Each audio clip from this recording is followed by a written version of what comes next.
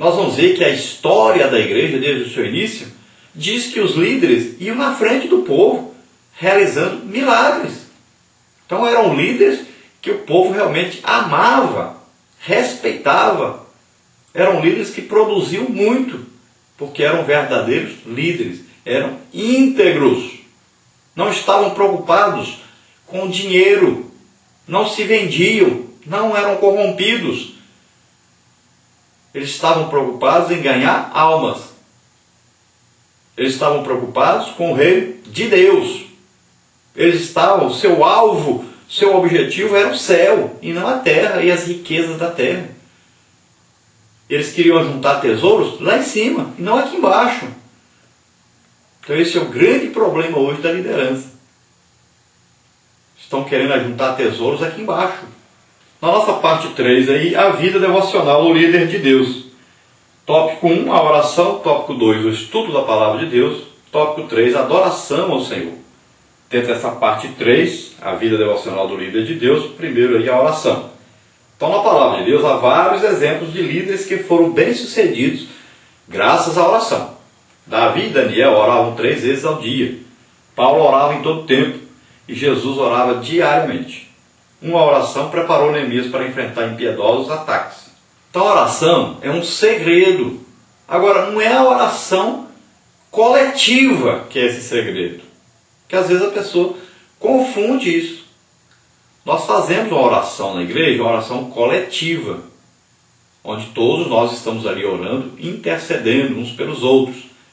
Não é esse tipo de oração que tornou, então, a vida desses grandes homens, desses homens que serviram realmente a Deus, que se destacaram em pessoas, então, de destaque, que fizeram grandes obras para Deus. Pode ver que a vida deles era uma vida de oração somente entre eles e Deus.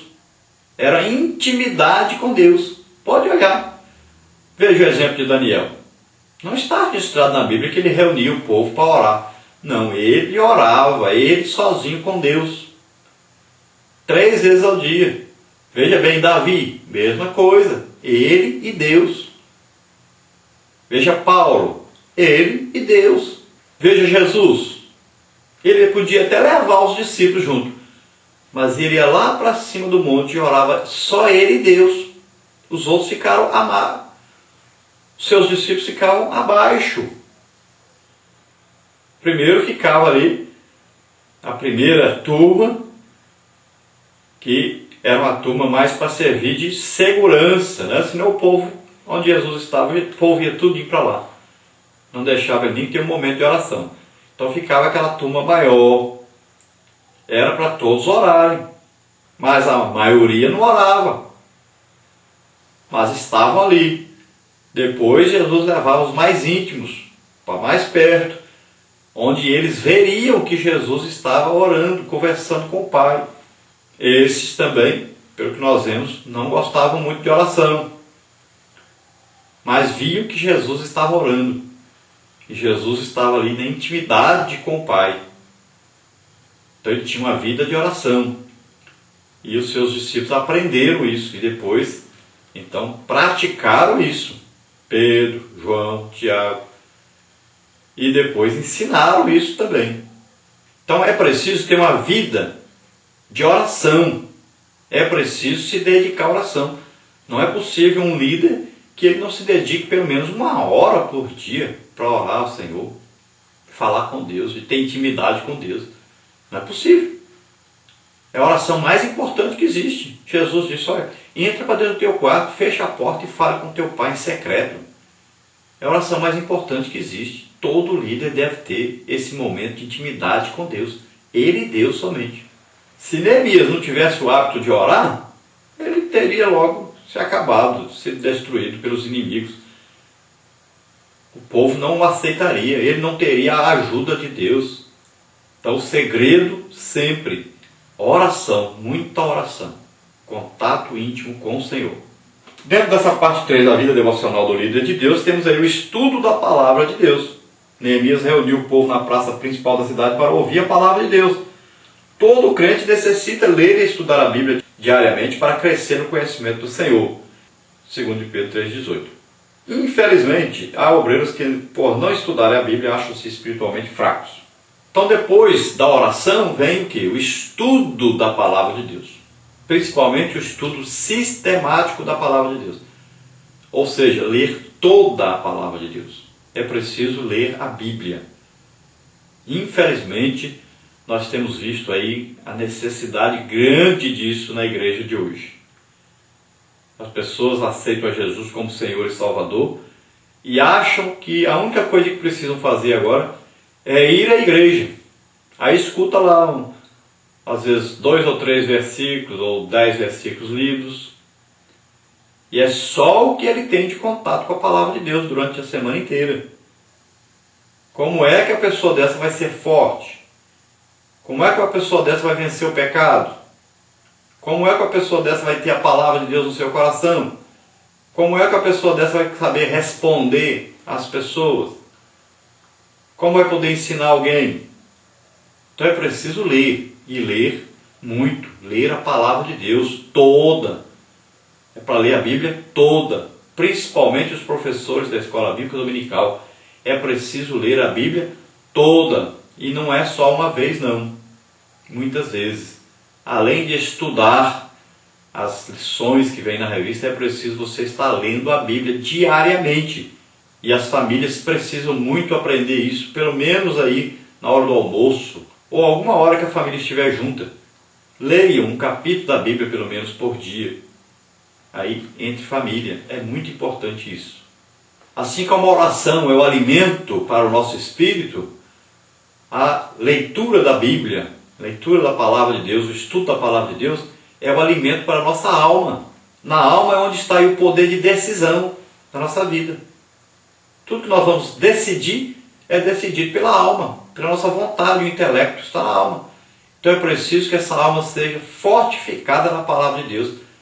Que essa alma, ao agir, haja de acordo com a palavra de Deus. Ainda dentro dessa parte 3 da vida devocional do líder de Deus, temos aí a adoração ao Senhor, número 3. Então adorar é uma forma de agradecer a Deus, reconhecendo-o como o Senhor de nossas vidas, pois tudo o que somos e temos vem dele. Observe o que diz o salmista: eu te louvarei, Senhor, de todo o meu coração, contarei todas as tuas maravilhas, em ti me alegrarei e saltarei de prazer. Cantarei louvores ao teu nome, ó Altíssimo. Então Neemias adorou a Deus. Ele disse: ah, Senhor, Deus dos céus, Deus grande e terrível, que guardas o conserto e a benignidade para com aqueles que te amam e guardam os teus mandamentos. Então aí nós temos uma oração de Davi, uma oração de louvor. Existem as orações de adoração de Davi. E vimos a oração de adoração de Neemias, né? A oração de louvor é aquela que você diz para Deus. Você louva a Deus pelos seus feitos, aquilo que Deus realizou, realiza e vai realizar ainda. Isso é louvor. E a adoração é quando você chega a Deus dizendo para Deus o que Ele é. Então Deus é poderoso, Deus é onisciente, onipotente, onipresente. Você dizer para Deus o que Ele é. Então, existem as orações de louvor, existem as orações de adoração. Assim como nós podemos falar para louvar a Deus e para adorar a Deus, nós também podemos usar a música para louvar e usarmos música para adorar. São diferentes. O louvor deve sempre levar-nos à adoração e não o contrário. Então nós vamos louvando, daí a pouco estamos adorando. O louvor vai nos conduzir à adoração. Porque o máximo que nós podemos chegar é a adoração. E a adoração é quando nós estamos já na presença de Deus. Nós estamos na intimidade com Deus. O louvor, nós fazemos isso com pessoas, a nossa roda, participação de várias pessoas.